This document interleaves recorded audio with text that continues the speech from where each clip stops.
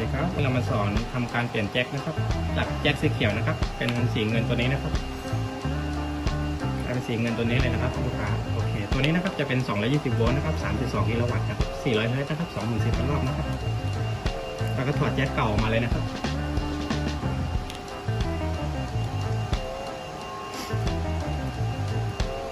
ของเก่าจะต่อเป็น2 3 4ไว้นะครับลูกค้า2 3 4เลยแต่ไอ้แจ็คตัวนั้นนะครับเราจะใช้ขา1 2 3นะครับไอ้ตัวแจ็คเดิมมันนะครับขา1จะเป็นกาวนะครับลูกค้าก็ควรระวังนะครับเราก็ดึงสายออกมาเลยนะครับเราก็ดึงออกมาเลยปุ๊บโอเคแจ็คก็อยู่ประมาณนี้นะครับเราดึงสายออกมาเลยนะครับตัวนี้เลยนะครับเห็นไหมครับขา1นะครับจะเป็นกาวนะครับ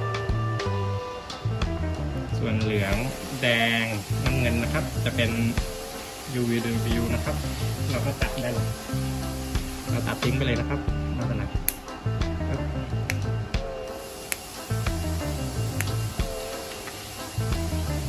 แล้วก็ต่อตามมันเลยนะครับ2นะครับจะเป็น U นะครับ3นะครับจะเป็น V นะครับ4นะครับจะเป็น W นะครับโอเคเราทำการต่อสายเลยนะครับเราสามารถดึงออกมาได้เลยนะครับเพื่อเราทำงานง่ายขึ้นนะครับ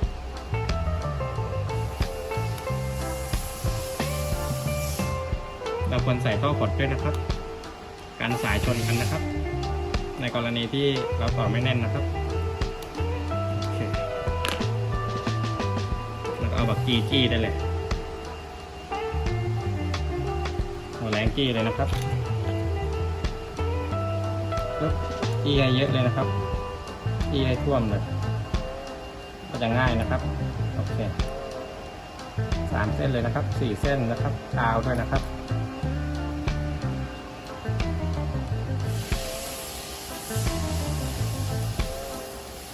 เอาจี้เยอะๆไว้ก่อนนะครับ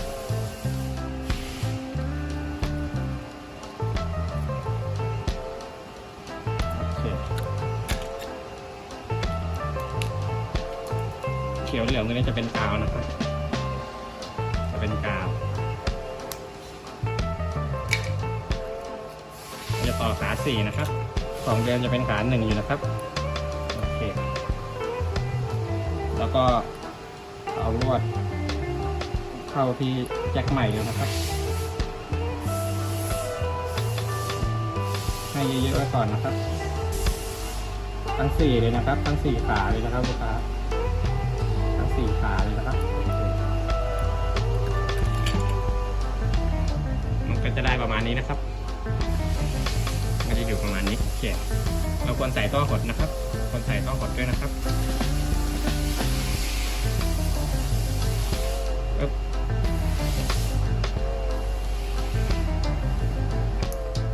แล้วก็ไล่ต่อทีละขาเลยนะครับไอตัว UVW นี้นะครับเราสามารถสลับกันได้นะครับไม่เป็นไรเราก็ไปสลับปลายสายตรงอินเวอร์เตอร์ได้นะครับไม่เป็นไรเราก็จี้เข้าไปเลยนะครับหาเหลี่ยมไม่ดีนะครับลูกค้าเหมือนเดิมเลยนะครับของเดิมจะต่อนะครับ2นะครับ2จะเป็นเหลืองนะครับ3จะเป็นแดงนะครับ4จะเป็นน้ำเงินนะครับตัวนี้นะครับ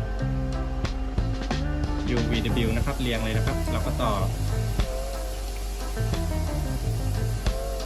อฝั่ง2ก่อนนะครับฝั่งริมก่อนนะครับเราจะได้ต่อง่ายนะครับ1 2 3เลยนะครับโอเค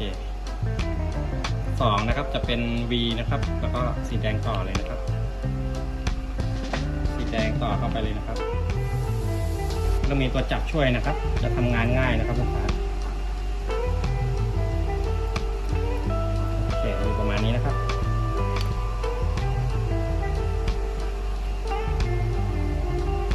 เราก็เอาจี้เข้าไปเลยเอาปรับองศาแป๊บนึงนะครับโอเคประมาณนี้นะครับ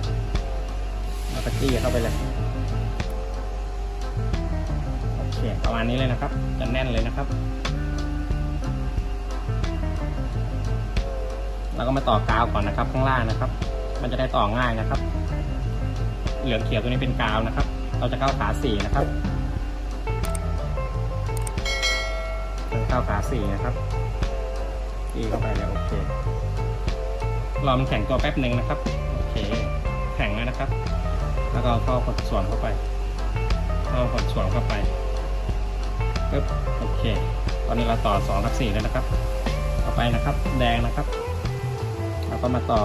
3ตัวนี้นะครับ UVW ตัวนี้สามารถสลับกันได้เลยนะครับลูกค้าไม่เป็นไรเดี๋ยวเราไปสลับปลายทางได้นะครับ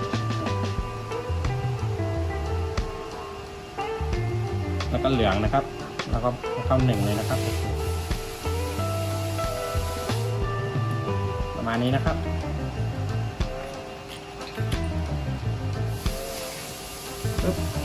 มาดูใกล้ๆนะครับเราควรต่อนะครับเราลองดึงด้วยนะครับอยู่ไม่อยู่นะครับโอเคตอนนี้แน่นเลยนะครับโอเคเราก็ใส่ท่อหดนะครับใส่ท่อหดได้ทุกเส้นเลยนะครับลูกค้าเราก็เอาไปแจ็คล้นหน่อยนะครับเราเล่นท่อหดนะโอเคต่อเรียบร้อยนะครับมันก็จะอยู่ประมาณนี้นะครับ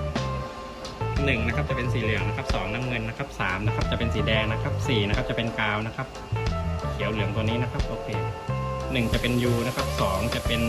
V นะครับ3จะเป็น W นะครับ4เป็นกาวนะครับโอเคขาเดิมจะเป็น2 3 4นะครับขา1เป็นกาวนะครับประมาณนี้ครับแล้วก็จับยัดเข้าไปเลยนะครับ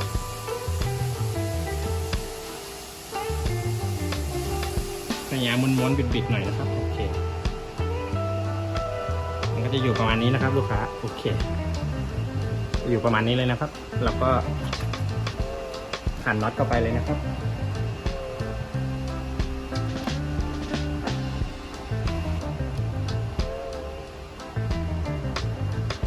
ขันให้พอตึงนะครับเพราะว่ามันมียางรองอยู่นะครับถ้าเราขันแน่นเกินไปนะครับยางจะดีดตัวมากเกินไปนะครับโอเคแล้วก็ใส่ให้เข้าทุกตัวเลยมาเทสได้ดูนะครับ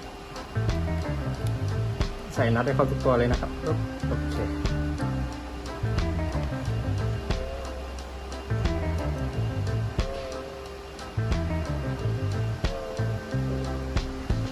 ตัวนี้4ตัวนะครับลูกค้าน็อตมันจะเป็น4ตัวนะครับโอเคประมาณนี้ขันให้ครบทุกตัวนะครับพอตึงนะครับลูกค้าให้ยางบีบตัวสักนิดก็พอแล้วนะครับโอเคเรียบร้อยนะครับมันก็จะอยู่ประมาณนี้นะครับลูกค้าก็จะอยู่ประมาณนี้เลยนะครับนำมาเทียบกับแจ็คเดิมมันนะครับแจ็คเดิมจะเป็นตัวนี้นะครับโอเคบางทีลูกค้าจะเป็นแจ็คน้ำเงินนะครับลูกค้าไม่สะดวกนะครับไม่สะดวกเปลี่ยนนะครับเราเลยเปลี่ยนให้ไปเลยนะครับโอเคประมาณนี้นะครับเดี๋ยวเราลองเทสได้ดูนะครับโอเคเรามาดูการเทสกันเลยนะครับเข้าเรียบร้อยนะครับตอนนี้เราจะต่อเข้าอินเวอร์เตอร์เรียบร้อยนะครับจะเป็นแจ็คสีเงินนะครับโอเคเราลองหมุนดูก่อนนะครับในกรณีที่หมุนปิดฝั่งนะครับเราสามารถสลับปลายสายได้เลยนะครับเราลองหมุนดูก่อนนะครับปิดฝั่งนะครับโอเคตามทิศทางนะครับเราก็สามารถเปลี่ยนได้เลยแล้วก็มาเปลี่ยนตรงสูตรอินเวอร์เตอร์ได้เลยนะครับในกรณีที่เราต่อผิดเส้นนะครับผิดสายนะครับโอเคเราก็สามารถเปลี่ยนตรงนี้ได้เลยโอเคเรามาลองเทสอีกรอบนะครับเรามาลองเทสกันเลยนะครับ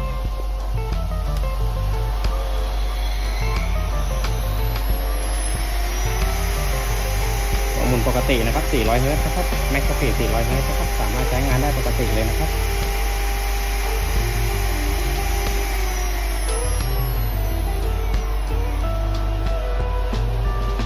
รันโอเค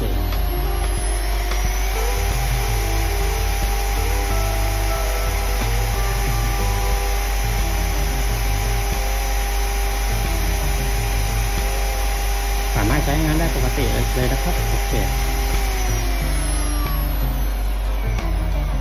ขอจบคลิปไว้เพียงเท่านี้นะครับฝากกดไลค์กดติดตามด้วยนะครับเดี๋ยวเราจะมีคลิปออกมาเรื่อยๆเลยนะครับขอบคุณครับ